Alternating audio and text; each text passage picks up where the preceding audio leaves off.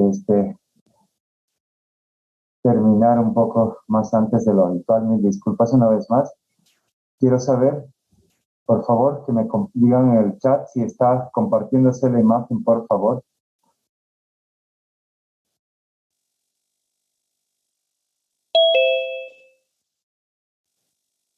Gracias. Entonces empezamos ya. Todavía estamos admitiendo algunos alumnos, pero bueno, hay bastantes y me alegra eso.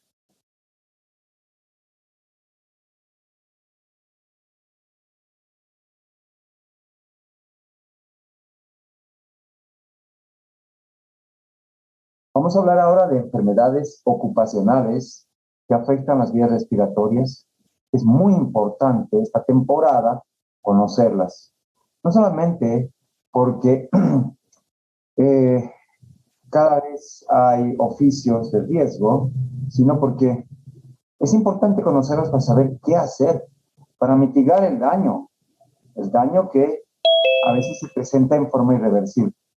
Entonces, neumoconiosis, van a ver ustedes, qué significa polvo depositado en vías respiratorias, es enfermedad ocupacional.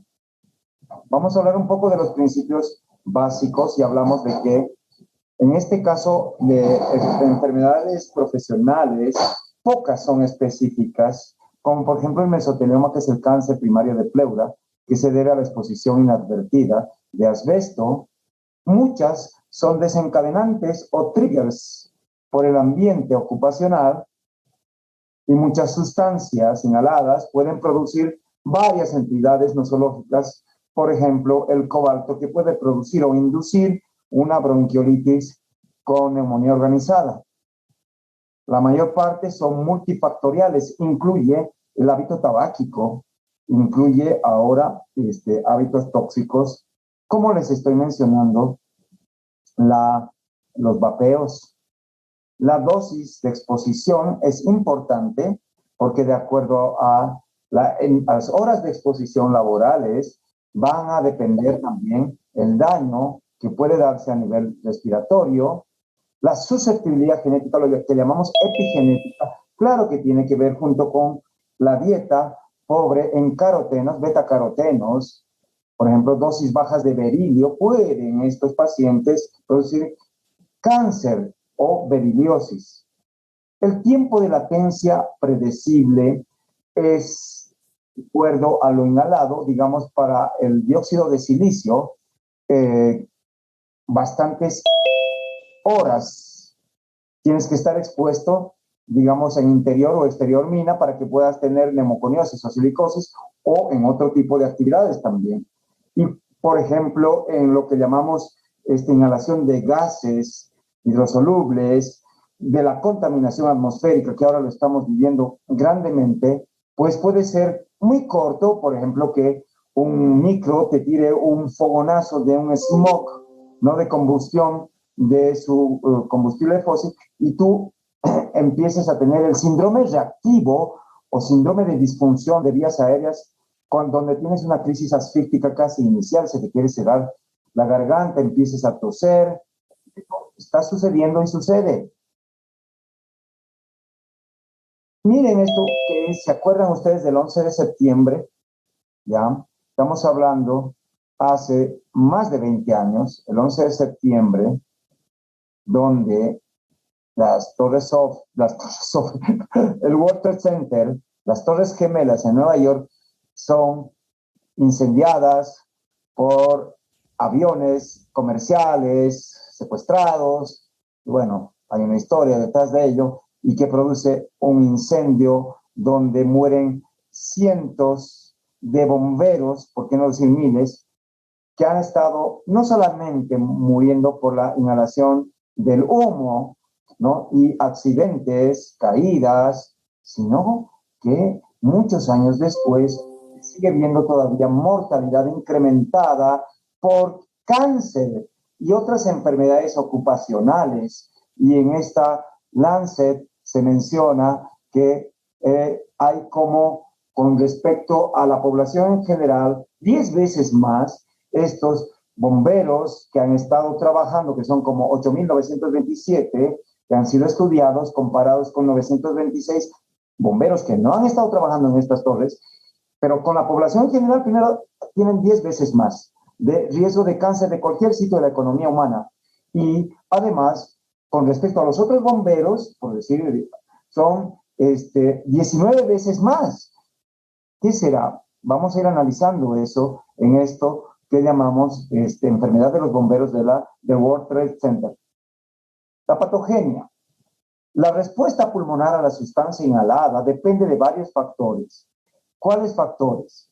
La partícula, el tamaño, la distribución, el humo o polvo inhalado, concentración de partículas en metro cúbico de aire, naturaleza química de las partículas, hidrosolubilidad o no hidrosolubilidad de algunos gases o vapores, mecanismos de depuración, el clearance mucociliar del sujeto, si es un sujeto niño, si es un sujeto normal, fumador, que tiene enfermedad respiratoria previa, es diferente. ¿Cuánto tiempo ha estado expuesto? Y obviamente hay lo que llamamos la epigenética que hace susceptible a cada sujeto en particular a tener una u otra enfermedad mayor o menor. Esto es un diagrama, digamos, interpuesto de Venn, donde podemos ver las propiedades de cada partícula, la susceptibilidad de cada individuo, la intensidad de la exposición en concentración y la duración son factores importantes. Mencionamos partícula a las partículas PM10, PM5 y PM2.5. Eso lo tienen que saber, ¿no? Porque son partículas que ingresan a la vía respiratoria, franqueando todos los mecanismos de defensa que aún tenemos nosotros, como los tormetes, las vibrisas nasales, mismo el reflejo de oxígeno y lo que es peor, nuestro mejor mecanismo, que se los voy a preguntar, que es el clearance mucociliar, que está, digamos, ocupado en tratar de limpiar grandemente partículas grandes, pero las pequeñas ingresan nomás y ingresan hasta el espacio alveolar. Suele pasar también que hay fibras, por ejemplo, algunas fibras de asbesto que tienen una conformación aerodinámica que les hace ingresar hasta alveolos y en regiones subpleurales, periféricas, van a inducir una reacción fibrogénica. Entonces, el tamaño de la partícula importa. Las mayores a 10 micras están atrapadas allá arriba, las de hasta 10 micras en la gran vía aérea, pero luego ingresan hasta el fondo y pueden entrar y quedarse impactadas por inercia, pueden sedimentarse, pueden difundir hasta el espacio alveolar, por favor, y obviamente pueden inducir daño focal inicial. Esto lo puse hace años que doy cátedra, chicos, y lo puse hace como 10 años. Y cuando he entrado a terapia y he estado 2 años usando estos cascos, estas máscaras, para asistir, para hacer broncoscopia, para ayudar a los médicos de terapia intensiva, para trabajar en un paciente severo, crítico, pues no puedo creer cómo he llegado, como si fuera una premonición, a tener que usar esto para evitar el COVID-19. Pero si nosotros supiéramos lo que estamos respirando, señores, estuviéramos viviendo así. Esto quiere decir que tenemos que crear conciencia en ustedes, pero es una conciencia que tiene que ser con conciencia propositiva, con conciencia de médico, que quiere transformar las cosas, evitar el daño y evitar, digamos, llegar a esto que pues parecería que queremos vivir de esta forma. Las partículas son invisibles al ojo humano porque las partículas respirables son menos de 10 micras y ese es el punto donde podemos inclusive verlas. Y nos gana a esto que es el clearance mucociliar, a nuestra capa mucosa y acuosa, sol y mucosa, que normalmente está continuamente batiendo y su sistema de aclaramiento es hasta 500 a 1000 partículas por centímetro cúbico de aire. Pero a veces, si ustedes se ponen a ver esta aplicación que les dije, aire, Cochabamba versión 2, la calidad de aire está muy mala. No mala, está muy mala. falta extremadamente mala. ¿Para qué, caballeros? No sé hasta dónde vamos a estar si aquí en las clases de neumología impartidas en San Simón no les puedo alertar de lo que estamos respirando. Yo no sé qué más vamos a esperar. Y estoy atendiendo ahora muchas infecciones, neumonías atípicas. Acabo de ver una influenza B ya, o sea, la influenza ya está. Hay otros virus sincitial respiratorio, hay COVID, ya se ha declarado que hay circulación de la variante BA2, y ustedes saben que es 10 veces más contagiosa que las partículas virales del Omicron. Es una variante que es más contagiosa. Neumoconiosis viene justamente de lo que llamaba neumoaire conis pulmón, polvo, perdón. Es una enfermedad que debemos diagnosticar, que es producida por inhalación de polvo a los pulmones, ¿ya? Que se produce por material particulado en estado sólido que se da en individuos expuestos. Estas partículas suelen estar suspendidas en la atmósfera y algunos me dicen, no, doctor, yo no he entrado a la mina, he trabajado allá afuera. Allá afuera también hay, allá afuera también, como en la ciudad, hay. Lo que pasa es que no hay la conciencia y salud ocupacional como que no hace lo que debería hacer de alertar mejor a estos trabajadores, ahora que hablamos de trabajadores, para obligar a usar. Aún así, muchos les obligan y entran y se quitan porque sí, realmente es molesto. El origen puede ser generalmente mineral, pero ojo, neumoconiosis vamos a hablar de partículas también biológicas, animales y vegetales. Y vamos a ver que hay enfermedades de los que trabajan en algodón, caña de azúcar, cáñamo, etc. Este material particulado igual ingresa a la vía respiratoria, ¿ok? Las industrias más pulverígenas son las minas, pero también las canteras, las fábricas de cemento, textiles, industrias químicas, industria de abono, cerámica y los trabajadores de la construcción. La peligrosidad, ya les he mencionado de qué depende. Depende de la concentración, tamaño, tiempo de exposición y susceptibilidad individual. Esto, que llamamos neumoconiosis, puede darse por polvos inorgánicos, orgánicos, vapores y emanaciones. Polvos inorgánicos, mineral, sílice, silicosis. Si estoy expuesto a carbón, antracosis. Asbesto, asbestosis o amiantosis. Hierro, siderosis. Berilio, beriliosis. Calcio, calcinosis. Estaño, estañosis. Talco, talcosis o esteatosis. Aluminio, aluminosis. Y así sucesivamente. Y claro, tampoco se puede decir diamantosis o cobaltosis. Es simplemente neumoconiosis, ¿ok? Y son polvos orgánicos, por ejemplo, el algodón, la caña de azúcar, ¿ya? Y lo que vamos a hablar al final, que es el pulmón de granjero o neumonitis por hipersensibilidad.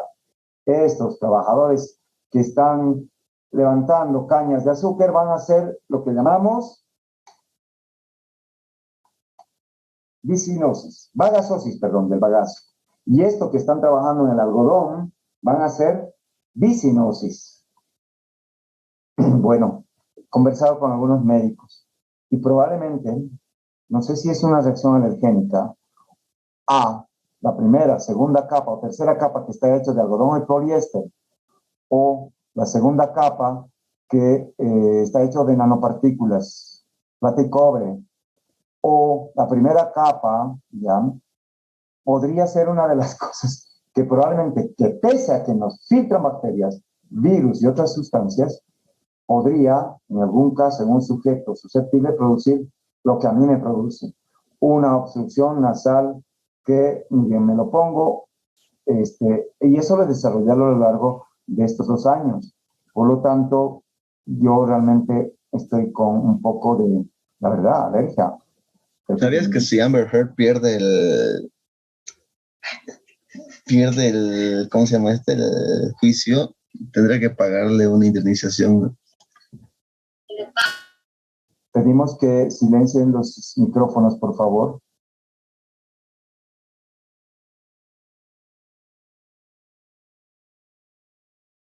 Bueno, entonces, algún colega me dijo, no te extraña, Antonio, que de aquí a un poco va a empezar a salir alguna enfermedad de los barbijos. Y claro que sí, si lo reutilizas, si el barbijo está, digamos, con hongos, el Aspergillus, ¿no? Otras bacterias, podría también producirse algún tipo de enfermedad por los barbijos, no solamente las alérgicas.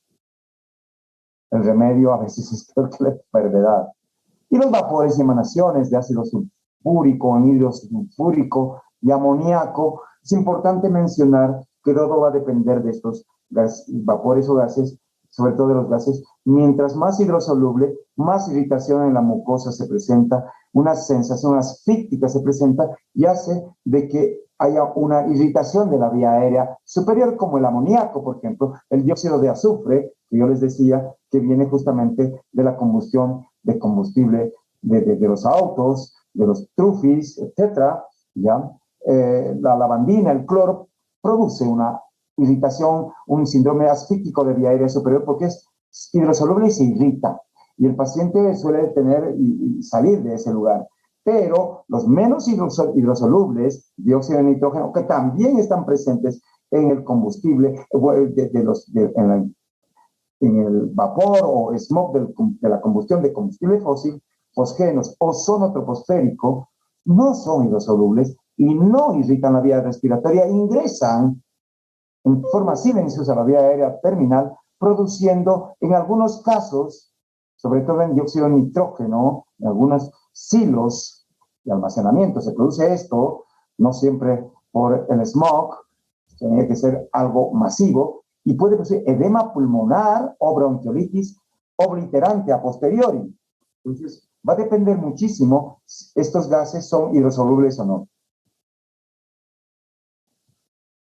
Amoníaco pueden producirse en las granjas, ácido sulfúrico en estas aguas de cierto tipo de tratamiento en minería, en fábricas de baterías, de plomo. Bien. Se requieren 3 factores: el medio ambiente, la partícula y la persona. Eso siempre lo vamos a mencionar y eso pasa en efecto, esta tríada.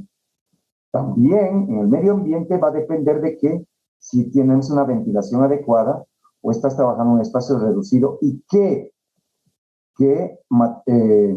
equipo de protección estás utilizando. Bien, entrando en la materia, hablamos de la silicosis. La silicosis para muchos creen que es la enfermedad de la mina. Sí lo ha sido, pero no es solo la mina. Es una enfermedad fibrogénica que se produce por la inhalación de cristales de dióxido de silicio. Hay que saber que el silicio es el segundo elemento químico en la naturaleza más frecuente en la corteza terrestre. Tenemos 3 formas, en forma de silicio libre, cuarzo, cristobalita y trimidita. Las variedades, entonces, aquí están: el óxido o dióxido de silicio es la forma cristalina con mayor frecuencia, pero también está en forma de cuarzo, trimidita y cristobalita. Hay límites recomendados por la Organización Internacional del Trabajo de exposición, así como hay la norma boliviana y los límites de los contaminantes, criterio en una ciudad dado por la OMS, hay también en lo que llamamos la Organización Internacional del Trabajo, ya desde hace mucho tiempo atrás, y se dice que si supera, digamos, 50 gramos por metro cúbico en 10 horas al día durante 40 días laborales, pues estamos ante un excesivo cantidad y a estas personas hay que removerlas de su trabajo o hay que hacer cierto tipo de intensificación en materia de protección. ¿Cuáles son las profesiones de más riesgo de silicosis? No solo la minería, pinturas, túneles, canteras, ladrillos, fundición, demoliciones, limpiadores de edificios con choros de arena, cerámica, que hay muchísimo en nuestro medio. Y ahí podemos ver fundiciones, interior y exteriores, fundición de metales, realización de túneles.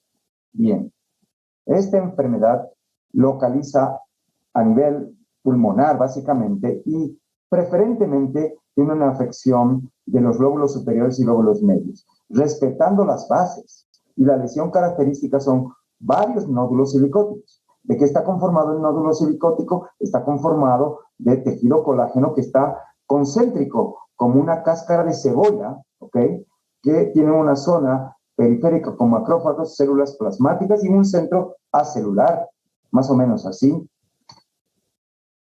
Entonces la patogenia ingresa al sílice, el macrófago lo fagocita, transfiere a los linfáticos, se infartan los ganglios linfáticos, van a ver que las placas de los pacientes con silicosis tienen unas brutales adenopatías ciliares, ya, mediastinales, en forma de cáscara de cebolla, justamente, eggshell, llaman, o cáscara de huevo, periféricamente calcificado, que tienen justamente una liberación inflamatoria en la matriz intercelular, y en el caso de que el paciente, susceptibilidad estamos hablando, o haya habido una insuficiente depuración, este material fagocitado sobrepasa el sílice al macrófago, lo sobrepasa, inclusive a la célula presentadora de antígeno, a los linfáticos, y induce reacción fibrogénica alrededor de los nódulos silicóticos.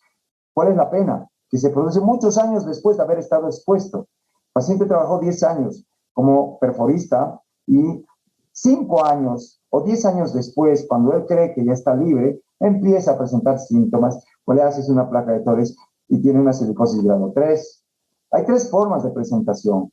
Ojalá, bueno, la más frecuente es la crónica nodular después de 20 años de exposición, pero ojo con estas 2 subsiguientes. La acelerada, que se presenta 5 a 15 años de exposición, y la aguda o muy aguda se presenta antes de los 2 años, 6 meses a 2 años, cuando hay una exposición masiva, porque esto también se llama silicoproteinosis y no solamente afecta el pulmón, afecta, porque hay inclusive infiltración linfática diseminada en órganos del tejido linforeticular, hígado, vaso y riñón.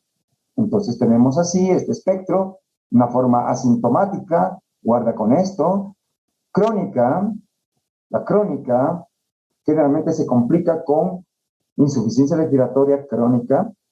Esto va a producir hipertensión pulmonar, col pulmonar crónico, fallo cardíaco derecho, en algunos casos neumotórax. La forma acelerada, que se presenta antes de los 20 años, 5 a 15 años, y la aguda, que es mortal y se presenta como si fuera un proceso de COVID, algo así, un distrés respiratorio agudo. De las formas más características siempre van a ser la nodular crónica, por si acaso. Estas numeraciones, estos porcentajes son importantes a saber. 25% se asocia a una enfermedad por Mycobacterium tuberculosis. 10% se asocia a artritis reumatoidea y también lupus, produciendo un síndrome que se llama síndrome de Kaplan. 5% tienen estas imágenes en cáscara de huevo. Un mínimo de 5 a 10,000 partes de la atmósfera para producir se necesitan justamente, ¿no? Y ya les he dicho que puede haber Mycobacterium, tuberculosis y no tuberculosis. La cansácea es la más frecuente. Granuloma silicótico visualizado con luz polarizada. Miren cómo brillan estos cristales de dióxido de sílice, ¿ya? Birrefringentes, que están dentro y fuera del macrófago alveolar. Los grados radiológicos hay varias clasificaciones, voy a traspolarlas, los que están más o menos en la Organización Internacional del Trabajo. A, se dicen sombras radiológicas, a agruparse que no excedan al equivalente de 1/3 del pulmón. B, sombras que ocupen un campo pulmonar. Y C, que son coalescentes, masivas. Acá podemos ver una forma nodular. Voy a poner acá algo que es, perdón.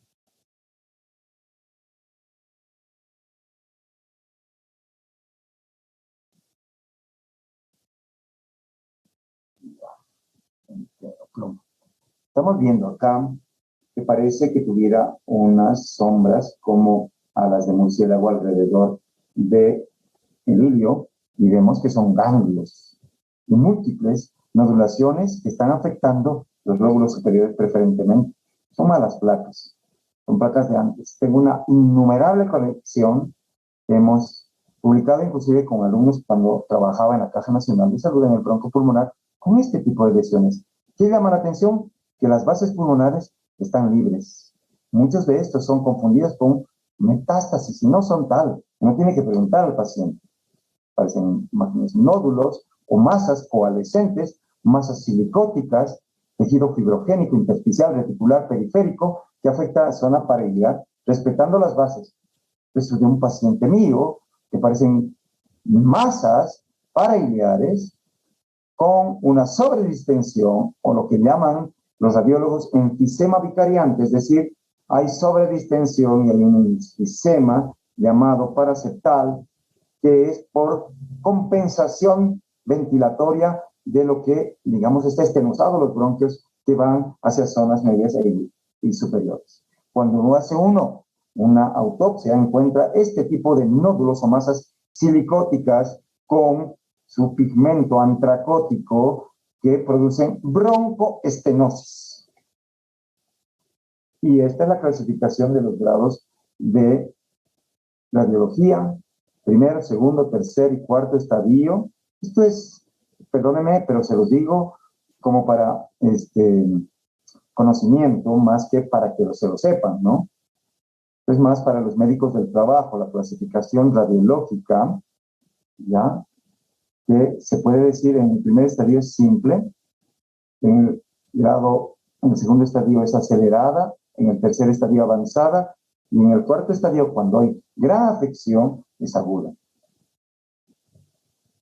La Organización Internacional del Trabajo, además de la calidad de la placa, ve anormalidades del parénquima en la pleura y además asocia otras comorbilidades, cor pulmonale, por ejemplo, secuelas de tuberculosis, aspergilosis crónica cavitaria, que es una complicación de este tipo de secuelas, atelectasias, cáncer de las cicatrices, el carcinoma broncogénico es una de las complicaciones. También esto importa la profusión, forma y tamaño.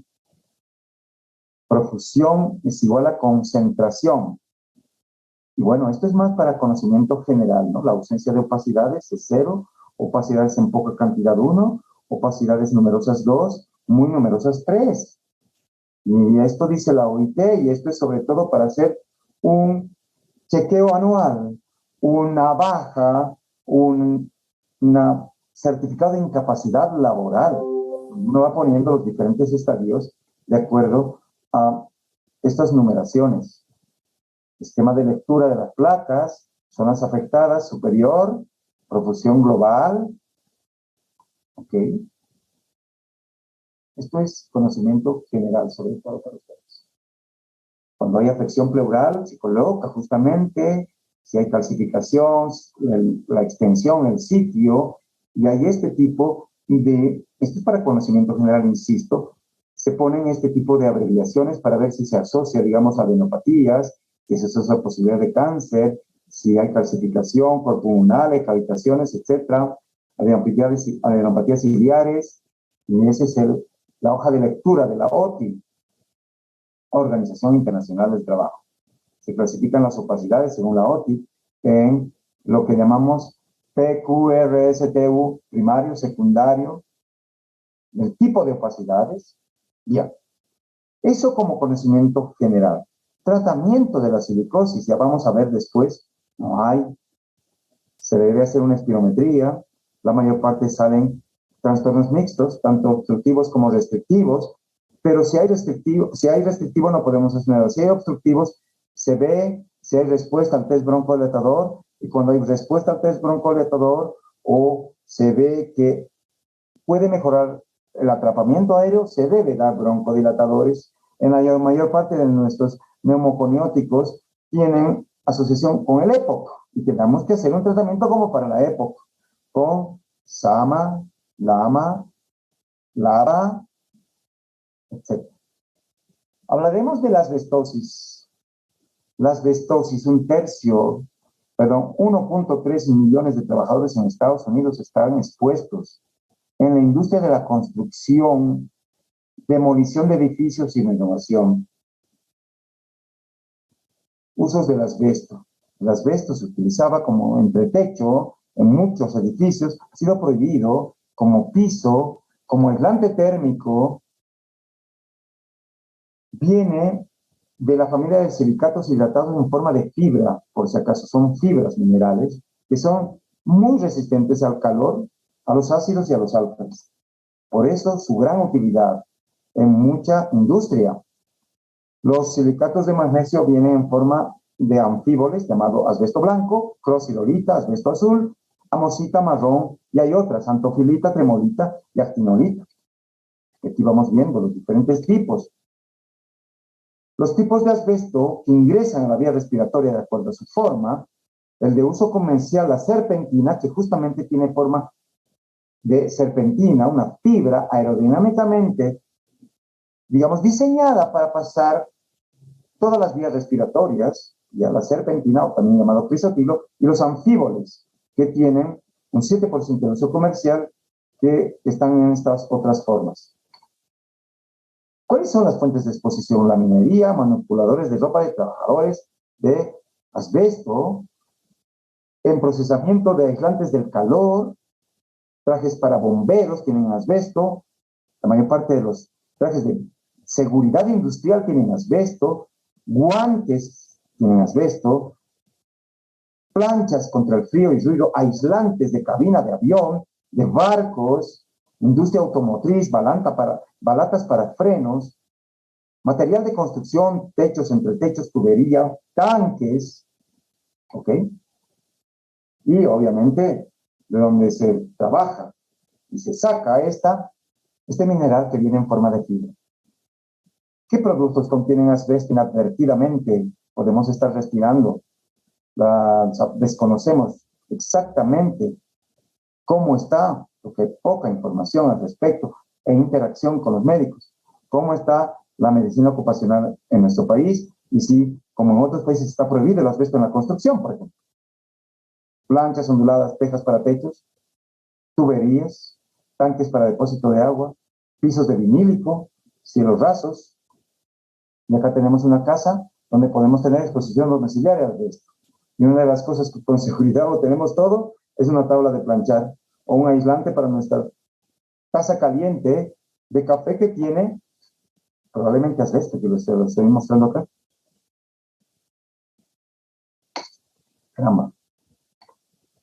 Automotriz, frenos, balatas, empaquetaduras, textil, trajes para bombero, guantes para horno en los chefs, forros de tablas para planchar en la vivienda, tostadoras, billetes, planchas eléctricas, guantes de cocina, guantes para los electricistas. Yo uso guantes a veces para cambiar focos, etc.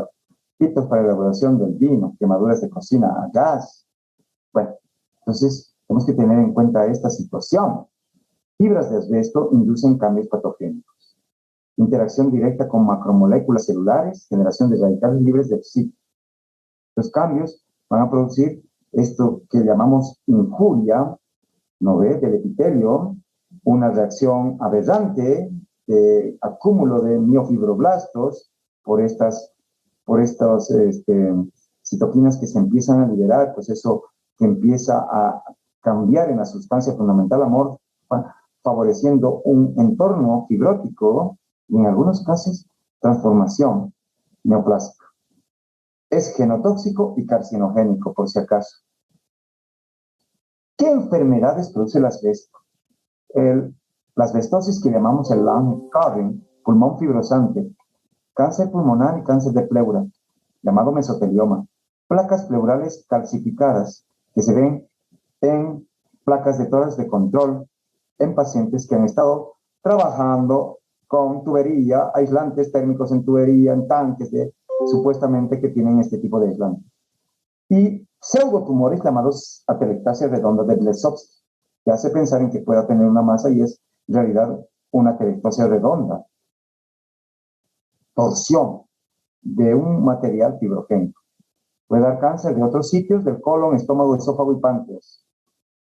En el scarring lung, en la asbestosis, predomina el compromiso fibrogénico intersticial en lóbulos inferiores, en regiones subpleurales, ya que la fibra llega hasta esa parte. Acá tenemos una placa de tórax con volúmenes pulmonares conservados, con compromiso intersticial, ¿ya? Y que eso es lo que realmente diferencia a otro tipo de enfermedades fibrosantes, no exposición a asbesto, como las que hemos hablado ayer. La FPI, que tiene predominantemente compromiso basilar y basal. Vemos la placa de tórax y todo el tejido está fibrosado con trastorno reticular y con tendencia a la panalización.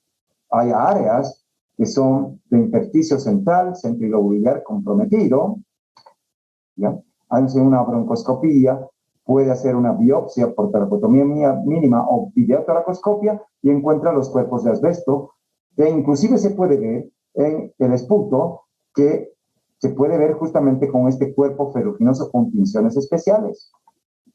Ahí están los cuerpos ferruginosos que salen inclusive fuera del macrófago alveolar, y son visualizados de esta forma, con tinciones especiales, cuerpos de asbesto, cuerpos de ferruginosos se llaman, dentro del macrófago. Y hacemos una anatomía patológica y encontramos con este pulmón fibrosante, se llama cicatrizado, scarring lung. ¿Ok? Acá podemos ver una sombra periférica que parece algo, inclusive que puede ser un artefacto. Pero esto es una placa pleural calcificada, ¿ya? Que van a ir viendo algunos otros modelos, otras imágenes que se superponen a veces y que parecen opacidades que están intraparenquimatosas. Pero cuando uno hace una tomografía encuentra que estas placas pleurales están periféricamente situadas, produciendo calcificación de la pleura parietal en forma de islas. ¿Ok? Esto se puede transformar en neoplasia. Sí, señor. ¿En qué neoplasia? Bueno, acá podemos ver, no está cortado acá, atelectasia redonda de Blesowski, bilateral, que parecen pseudomasas. Este es un paciente nuestro que tenía estas imágenes pseudotumorales que son las atelectasias redondas de Blesowski, y esto lamentablemente es el mesotelioma pleural, donde vemos un pulmón atrapado, amamelonado, que tenía una placa pleural que, sobre todo si el paciente además ha fumado, tiene alto riesgo, muchas veces más el riesgo, de tener una transformación en el gran temido mesotelioma pleural. Mesotelioma que se ve así anatomopatológicamente. ¿Qué es el mesotelioma pleural? Es un tumor de mala evolución, rápidamente invasivo, de muy mal pronóstico. Su incidencia está aumentando pese a que hay limitaciones. Bueno, ha bajado en nuestro medio. Presumo de que ha habido algún tipo de regulaciones en la industria de la construcción. Me encantaría decirles con certeza que sí, pero desconozco. Por los casos que yo veo en trabajadores, veía más antes, pienso que todavía se está utilizando y que hay exposición inadvertida a las veces. Hay un periodo de latencia muy largo. O sea, uno suele estar expuesto a esto entre 30 y 40 años. Hay niveles de exposición permisibles, no debería, ¿no? Pero sí, no hay un umbral límite. Sí se sabe que estos pacientes tienen un tiempo de exposición muy largo, 15 años como mínimo, más también, y que el límite, entre comillas, debería ser 0.1 fibra por cc de aire. ¿Hay cáncer ocupacional? Sí, señor. ¿Y cuáles son las sustancias para el cáncer ocupacional? O sea, el asbesto, el arsénico, el clorometil éter, el cadmio, el cromo, el silicio puede producir lo que se llamaba el cáncer de las cicatrices, el gas mostaza, el níquel, el gas radón de las excavaciones. Okay. Cáncer y riesgo en sujetos que están expuestos a asbesto. No expuestos, miren el riesgo, no llega ni al 1%. Sí, se aumenta a 5 veces más que la población en general cuando uno está con estos años de exposición trabajando con fibras de asbesto, o lo peor, muchos años en concentraciones en la casa, ¿no? Con las fibras de asbesto. Multiplicas por 10 el mesotelioma, perdón, el cáncer de pulmón estoy hablando, si es que fumas. Y si multiplicas 50, 90 veces si está expuesto el cáncer pulmonar y mesotelioma, si has estado expuesto a asbesto y además fumas. La combinación perfecta letal. Entonces la OMS ha proclamado la prohibición absoluta del uso de asbesto. Hay 40 países que ya no lo usan. Siempre es un muy buen aislante y es preferido en la construcción por este aislante. Y lamentablemente se sigue utilizando pese a las prohibiciones. El diagnóstico de asbestosis, entonces, hay criterios mayores o esenciales, que es la historia significativa de exposición, el tiempo de latencia y las imágenes, ¿no? Para ver el tipo. Criterios menores, patrón restrictivo en la espirometría, acropatias que pueden darse y crépitos bilaterales. ¿Ok? Ahora voy a terminar hablando de la alveolitis alérgica extrínseca o neumonitis por hipersensibilidad, o también llamado pulmón de granjero. Esta es una enfermedad fibrogénica de partículas biológicas, una respuesta inmunológica a antígenos orgánicos repetidos de bajo peso. Las exposiciones repetidas a estos antígenos orgánicos o químicos pueden producir neumonitis intersticial, peribronquiolar, ¿ya? Acentuación peribronquiolar, pueden producir bronquiolitis obliterante, una especie de POC, y granulomas mal formados. Es una tríada que, si está presente esto en una biopsia, acentuación del intersticio peribronquiolar, bronquiolitis obliterante, obstrucción en la biopsia, y granulomas, pseudogranulomas mal formados, hacen, junto con la exposición, el diagnóstico de neumonitis por hipersensibilidad.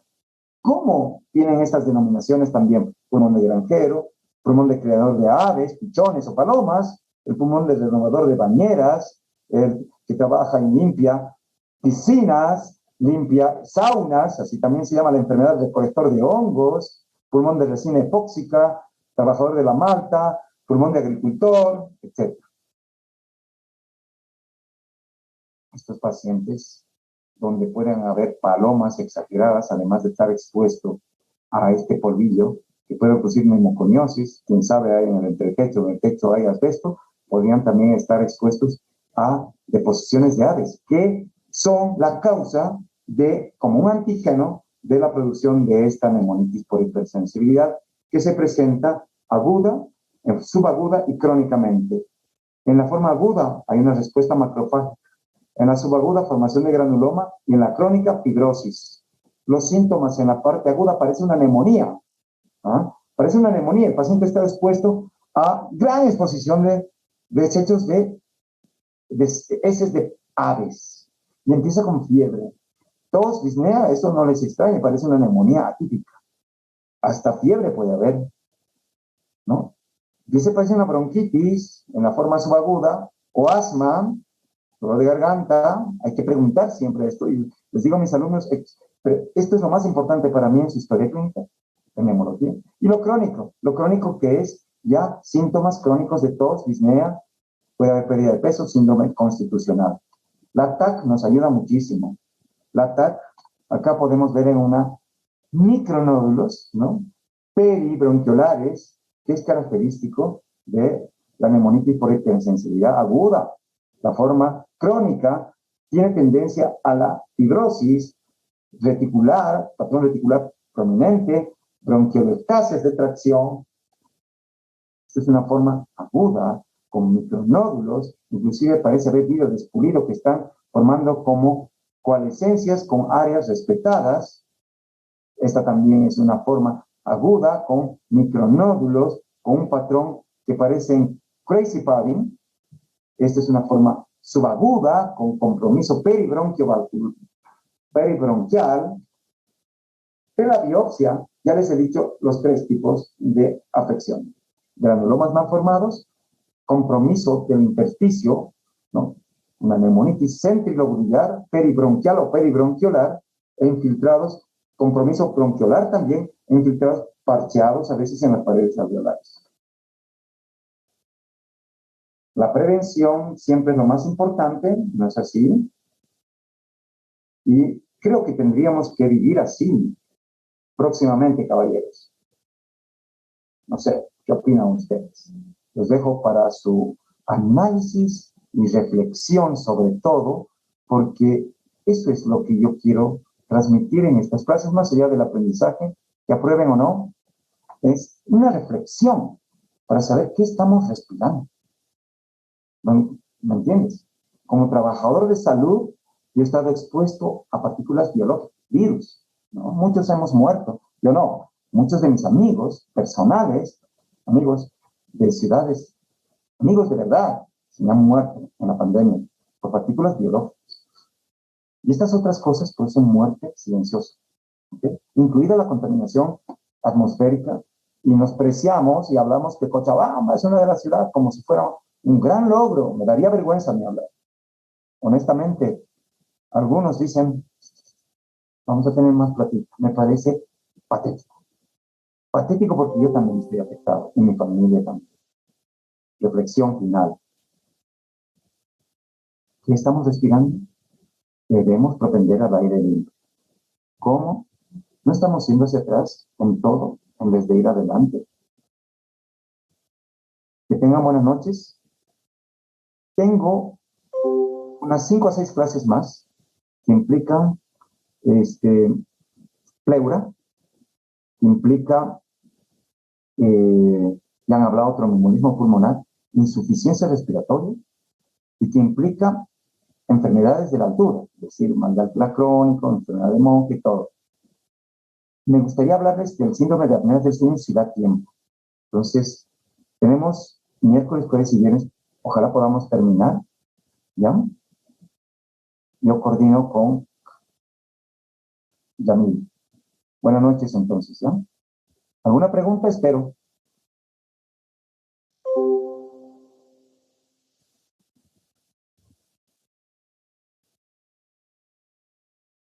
Señor Yamil.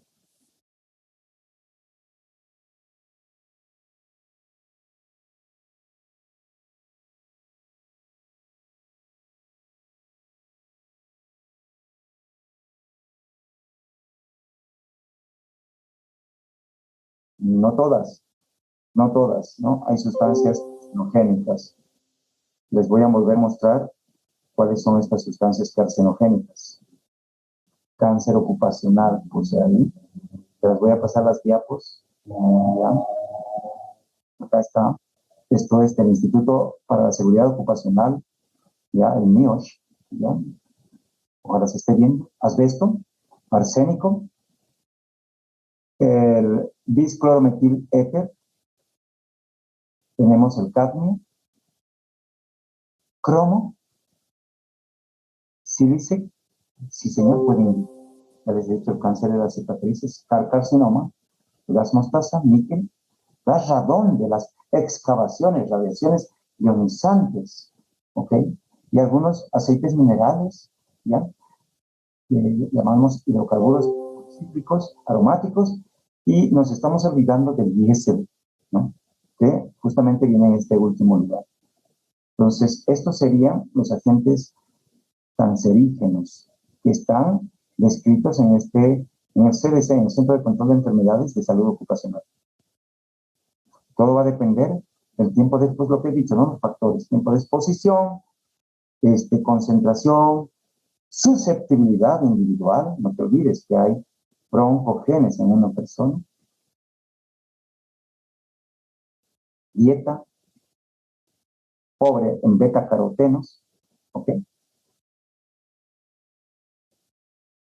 No sé si quedó claro.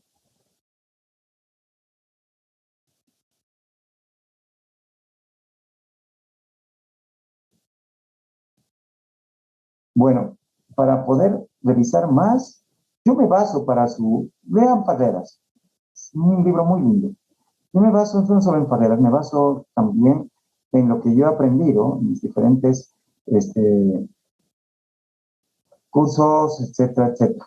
Y también pueden entrar a esto, ¿no? Al NIOSH, Instituto Nacional de Seguridad y Salud Ocupacional, para poder amplificar sus conceptos. No voy a ser tan exquisito en hablarles, por ejemplo, del tipo de opacidades en la Organización Internacional del Trabajo, porque eso estará destinado para un médico que hace incapacidad laboral. Pero sí me va a interesar las formas clínicas de la silicosis, ¿me entiendes? Me va a interesar, les voy a preguntar, ¿qué harían ustedes para disminuir la exposición a un lugar de trabajo? Y bueno, vayan pensando qué tendríamos que hacer. En algunos lugares donde hay exposición a muchos gases, vapores, asbesto, me parecía hasta irrisorio, pero está bien, les dan leche, un vaso de leche, solamente. Me parece muy poco. Parece que eso no está dentro. Me parece que obviamente salud ocupacional ha crecido, no hay interactuación muchas veces con los neumólogos, las pruebas de función respiratoria, tristemente pues hacen traer del exterior personas o lo hacen técnicos, y yo he visto algunas veces que no están bien hechas las espirometrías y los funcionales respiratorios. Entonces, falta esto que llamamos interactuación y, bueno, ojalá en algún momento se logre, ¿no? Con el ramo médico me refiero. Un gran abrazo, buenas noches.